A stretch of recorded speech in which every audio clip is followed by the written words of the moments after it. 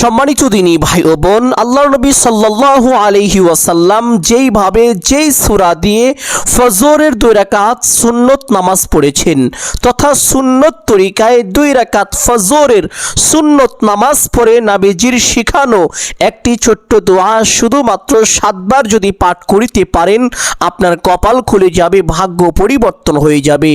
জীবনের সকল অভাব অনটন দুঃখ কষ্ট পেরেশানি বিপদ আপদ বালা মুসিবত সাথে সাথে দূর হয়ে যাবে। মৃত্যু পর্যন্ত কোনোদিন আপনার কাছে অভাব আসবে না। বিশেষ করে আপনি যদি এই ছোট্ট দোয়াটি নিয়মিত পাঠ করতে পারেন, আল্লাহ তাআলা আপনাকে চতুর্দিক থেকে টাকা পয়সা ধন সম্পদ বৃষ্টির মতো দান করিবেন। কামাই রুজি ব্যবসা বাণিজ্যে প্রচুর পরিমাণ উন্নতি দান করিবেন। সুবহানাল্লাহ। বিশেষ করে আজকের এই ভিডিওতে আপনাদেরকে এমন একটি তাসবিহের কথা বলে দিব এবং আমি পাঠ করিয়ে দিব, যেই তাসবিহ একবার পাঠ করিলে আল্লাহ নবী সাল্লাল্লাহু আলাইহি ওয়াসাল্লাম বলেছেন, আপনার গুনাহের পরিমাণ যদি সমুদ্রের ফেনা রাশিও হয়ে থাকে, তবুও মহান আল্লাহ তাআলা আপনার জীবনের যৌবনের সমস্ত গুনাহ খাতা ক্ষমা করে আপনাকে একেবারে নিষ্পাপ মাসুম শিশু বাচ্চার মতো পবিত্র বানিয়ে দিবেন। সুবহানাল্লাহ। সম্মানিত দিনী ভাই ও বোন আমার, অনেকেই জানেন না ফজরের 2 রাকাত সুন্নত নামাজ সুন্নত তরিকায় কিভাবে পড়তে হয়, নবীজি সাল্লাল্লাহু আলাইহি ওয়াসাল্লাম কিভাবে পড়েছেন, কোন কোন সূরা দিয়ে পড়েছেন, নিয়ত কিভাবে করেছেন, প্রত্যেকটি বিষয় অল্প সময়ের মধ্যে সুস্পষ্টভাবে বলে দিব।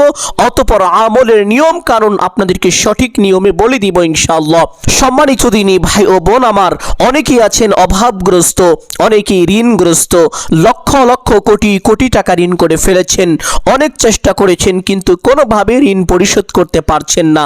আমি বলবো, আপনার ঋণের পরিমাণ যদি পাহাড় সমান হয়ে থাকে, তবু এই আমলের বরকতে মহান আল্লাহ তাআলা কুদরতিভাবে আপনার পাহাড় সম পরিমাণ ঋণকেও পরিশোধ করে দিবেন। সুবহানাল্লাহ।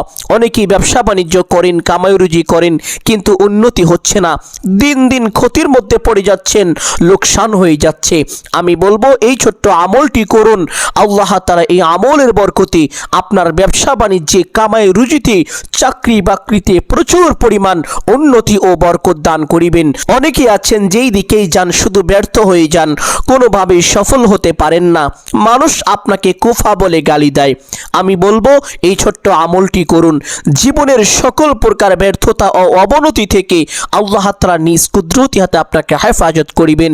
আপনি যেদিকে যাবেন, যে কাজেই হাত দিবেন, আল্লাহ তাআলা সেখান থেকেই আপনাকে সফলতা দান করিবেন। সুবহানাল্লাহ। ছাইতে হাত দিলে সেই ছাইকে আপনার জন্য আল্লাহ তাআলা স্বর্ণে রূপান্তর করে দিবেন। সম্মানিত দিনী ভাই ও বোন আমার, এক কথাই এই আমল করিলে জীবনের প্রত্যেকটি কাজে সফলতা আসবে এবং ব্যর্থতা ও অবনতি থেকে স্বয়ং আল্লাহ তাআলার পক্ষ থেকে বাধা চলে আসবে। আপনি কখনোই ব্যর্থ হবেন না। বিশেষ করে আপনি এই আমল করে আল্লাহ তাআলার কাছে যা চাইবেন, আল্লাহ তাআলা আপনাকে তাই দান করিবেন। যে দোয়াই করবেন, আল্লাহ তাআলা সে দোয়াই কবুল করিবেন। সুবহানাল্লাহ। সম্মানিত দিনী ভাই ও বোন আমার, আমলটি করার জন্য প্রথমে উত্তম রূপে ওযু করবেন। ওযুর পূর্বে ছোট্ট 2টি বিষয় অবশ্যই লক্ষ্য করিবেন। 1 নাম্বার বিষয় হলো ওযুর পূর্বে ওযুর নিয়ত করা। অনেকেই জানেন না ওযুর নিয়ত কিভাবে করতে হয়, অথচ কিতাবের মধ্যে এসেছে ওযুর পূর্বে নিয়ত না করিলে ওযু পরিপূর্ণ হয় না, ওযু সহি হয় না। এই জন্য আপনাদেরকে বলে দিব ওযুর নিয়তটি কিভাবে করতে হবে। ওযুর পূর্বে আপনি আপনার মনে মনে এই সংকল্পনা করিবেন, এই ধারণা করিবেন যে এখন আমি আল্লাহ তাআলার সন্তুষ্টির জন্য ওযু করছি, তাহলে আপনার ওযুর নিয়ত হয়ে যাবে। অতঃপর বিসমিল্লাহির রহমানির রহিম পাঠ করে ওযু আরম্ভ করিবেন। কোন ইমামের মতে ওযুর শুরুতে বিসমিল্লাহ পাঠ করা না হলে তার ওযু হবে না। এই জন্য অবশ্যই এই গুরুত্বপূর্ণ 2টি বিষয় লক্ষ্য রেখে ওযু সম্পূর্ণ করবেন। ওযু শেষ করে আপনার ডান হাতের শাহাদাত আঙ্গুলটি আসমানের দিকে সোজা করে দিয়ে একটি ছোট্ট কালিমা শুধুমাত্র একবার যদি পাঠ করিতে পারেন, আল্লাহ নবী সাল্লাল্লাহু আলাইহি ওয়াসাল্লাম বলেছেন, আল্লাহ তাআলা আপনার জন্য জান্নাতের 8টি দরজা খুলে দিবেন। আপনি জান্নাতের যেই দরজা দিয়ে ইচ্ছে সেই দরজা দিয়ে সসম্মানে বিনা হিসাবে আল্লাহ তাআলা জান্নাতে প্রবেশ করতে পারবেন। আপনার জন্য কোনো বাধাই থাকবে না। সুবহানাল্লাহ। সম্মানিত দিনী ভাই ও বোন আমার, আপনি যদি চান আপনার জান্নাতে যাওয়ার পথ অতি সহজ হোক, সুগম হোক, তাহলে অবশ্যই প্রত্যেক ওযুর পরে ছোট্ট কালিমাটি একবার এইভাবে পাঠ করিবেন। আশহাদু আল্লা ইলাহা ইল্লাল্লাহু ওয়াহদাহু লা শারীকা লাহ ওয়া আশহাদু আন্না মুহাম্মাদান আবদুহু ওয়া রাসূলুহু। কালিমাটি পাঠ করা শেষ করে একটি পবিত্র স্থানে চলে যাবেন। গিয়ে কিবলামুখী হয়ে দাঁড়িয়ে ফজরের 2 রাকাত সুন্নত নামাজ পড়বেন। পবিত্র হাদিসের মধ্যে আল্লাহর নবী সাল্লাল্লাহু আলাইহি ওয়াসাল্লাম বলেছেন, ফজরের 2 রাকাত সুন্নত নামাজ এতটাই দামি, দুনিয়া এবং দুনিয়ার ভিতরে যাহা কিছু রয়েছে সমস্ত কিছুর চাইতে ফজরের 2 রাকাত সুন্নত নামাজ বেশি দামি। সুবহানাল্লাহ। সম্মানিত দিনী ভাই বোন, এই নামাজ কিভাবে পড়বেন সঠিক নিয়মটি সকলেই জেনে রাখুন। ফজরের 2 রাকাত সুন্নত নামাজ পড়ার জন্য প্রথমে কিবলামুখী হয়ে দাঁড়িয়ে নিয়ত করিবেন এইভাবে, আমি কিবলামুখী হয়ে আল্লাহ তাআলার সন্তুষ্টির জন্য ফজরের 2 রাকাত সুন্নত নামাজ পড়িতেছি। নিয়তটি সকলেই ভালো করে শুনে রাখুন, ঠিক এভাবেই নিয়তটি করিবেন, তাহলে আল্লাহ তাআলা আপনার উপরে খুব বেশি সন্তুষ্টি হয়ে যাবেন। নিয়তটি হলো, আমি কিবলামুখী হয়ে আল্লাহ তাআলার সন্তুষ্টির জন্য ফজরের 2 রাকাত সুন্নত নামাজ পড়িতেছি। নিয়ত শেষ করে প্রত্যেক নামাজে হাত দুটি যেইভাবে উঠিয়ে থাকেন ঠিক সেইভাবে উঠাবেন। উঠিয়ে আল্লাহু আকবার বলে হাত দুটি ছেড়ে বেঁধে ফেলবেন। বাঁধার পরে সানা পাঠ করিবেন, সুবহানাকাল্লাহুম্মা ওয়া বিহামদিকা ওয়া তাবারাকা ইসমুকা ওয়া তাআলা জাদ্দুকা ওয়া লা ইলাহা গায়রুক।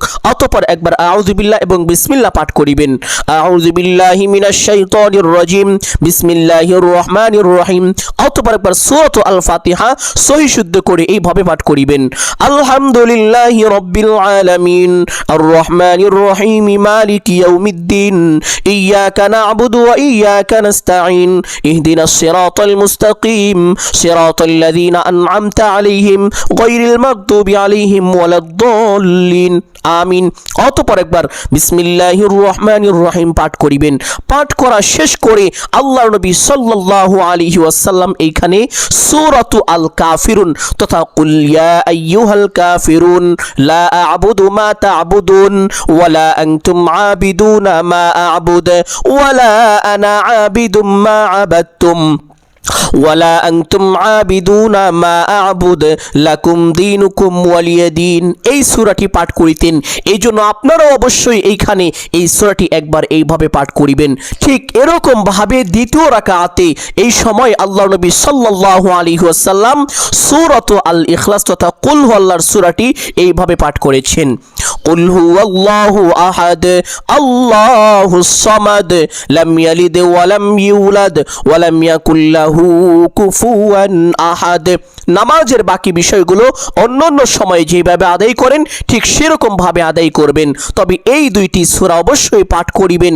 আল্লাহর নবী সাল্লাল্লাহু আলাইহি ওয়াসাল্লাম এই 2টি সূরা বিশেষভাবে ফজরে 2 রাকাত সুন্নত নামাজে পাঠ করিতেন। সুবহানাল্লাহ। সম্মানিত দিনী ভাই বোন, ফজরের 2 রাকাত সুন্নত নামাজ শেষ করে সেই স্থানে বসে প্রথমে নবীজির উপরে একটি ছোট্ট দুরূদ পাঠ করিবেন। আল্লাহ তাআলা পবিত্র কুরআনুল কারীমের মধ্যে বলেছেন, ইন্নাল্লাহা ওয়া মালাইকাতাহু ইউসাল্লুনা আলান নবী, নিশ্চয়ই আমি নবী মুহাম্মদুর রাসূলুল্লাহ সাল্লাল্লাহু আলাইহি ওয়াসাল্লামের উপরে দুরূদ পাঠ করে থাকি। ইয়া আইয়ুহাল্লাযীনা আমানু সাল্লু আলাইহি ওয়া সাল্লিমু তাসলিমা। হে ঈমানদারগণ, তোমরাও নবী মুহাম্মদুর রাসূলুল্লাহ সাল্লাল্লাহু আলাইহি ওয়াসাল্লামের উপরে বেশি বেশি দুরূদ পাঠ করতে থাকো। সুবহানাল্লাহ। সম্মানিত দিনী ভাই বোন, আপনাদেরকে ছোট্ট একটি দুরূদের কথা বলে দিব, যেই দুরূদের ব্যাপারে আল্লাহর নবী সাল্লাল্লাহু আলাইহি ওয়াসাল্লাম বলেন, যেই ব্যক্তি আমি রাসূলের উপরে এই দুরূদ একবার পাঠ করে মহান আল্লাহ তাআলা ওই ব্যক্তির উপরে সাথে সাথে 10টি রহমত নাজিল করেন, তার আমলনামায় কমপক্ষে 10টি নেকি দান করেন, তার জীবন থেকে কমপক্ষে 10টি গুনাহ খাতা ক্ষমা করেন, তার মনের বড় বড় 10টি আশা বাসনা আল্লাহ তাআলা পূরণ করেন, তার থেকে কমপক্ষে 10টি বড় বড় বিপদ আপদ আল্লাহ তাআলার সাথে সাথে দূর করে থাকেন। সুবহানাল্লাহ। সম্মানিত দিনী ভাই ও বোন আমার, আর সেই ছোট্ট দরুদটি হলো সাল্লাল্লাহু আলাইহি ওয়াসাল্লাম, সাল্লাল্লাহু আলাইহি ওয়াসাল্লাম। আমলের সময় কমপক্ষে 7 বার এই দরুদটি পাঠ করিবেন। দরুদটি পাঠ করা শেষ করে একটি ছোট্ট ইস্তেগফার পাঠ করিবেন। যেই ইস্তেগফারের ব্যাপারে পবিত্র হাদিসের মধ্যে এসেছে, আল্লাহর নবী সাল্লাল্লাহু আলাইহি ওয়াসাল্লাম বলেছেন, যেই ব্যক্তি এই ইস্তেগফার দুনিয়ায় বেশি বেশি পাঠ করে, মহান আল্লাহ তাআলা তার গুনাহ খাতা মোচন করে দেন, তার সকল অভাব অনটন দুঃখ কষ্ট পেরেশানি বিপদ আপদ বালা মুসিবত দূর করে দেন, এবং আল্লাহ তাআলা তাকে এমন এমন জায়গা থেকে রিজিক দান করেন যা সে কখনো কল্পনাও করতে পারেনি। অর্থাৎ এই ইস্তেগফারের বরকতে মহান আল্লাহ তাআলা বান্দা বান্দীদেরকে অকল্পনীয় উৎস থেকে রিজিক দান করে থাকেন। সুবহানাল্লাহ। সম্মানিত দিনী ভাই ও বোন আমার, আপনি যদি আল্লাহ তাআলার পক্ষ থেকে অকল্পনীয়ভাবে রিজিক পেতে চান, তাহলে অবশ্যই উঠতে বসতে চলতে ফিরতে যখনই সময় পাবেন, জীবনের সমস্ত গুনাহের কথা স্মরণ করে আল্লাহ তাআলার দরবারে লজ্জিত ও অনুতপ্ত হয়ে ক্ষমার আশায় একমাত্র আল্লাহকে সন্তুষ্টি করার উদ্দেশ্যে ইস্তেগফারটি এইভাবে পাঠ করিবেন। আস্তাগফিরুল্লাহ ওয়া আতুবু ইলাইহি, আস্তাগফিরুল্লাহ ওয়া আতুবু ইলাইহি। ইস্তেগফারটি আমলের সময় কমপক্ষে 11 বার পাঠ করিবেন।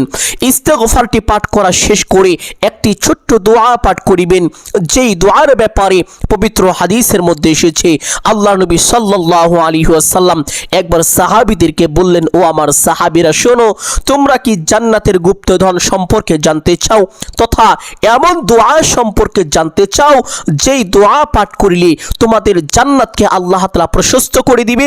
যত বেশি পাঠ করবে তোমার জান্নাত তত বেশি সুন্দর হবে, তত বেশি বড় হবে। সুবহানাল্লাহ। সাহাবীরা বললেন, ইয়া রাসূলুল্লাহ সাল্লাল্লাহু আলাইহি ওয়াসাল্লাম, আমরা তা জানতে চাই।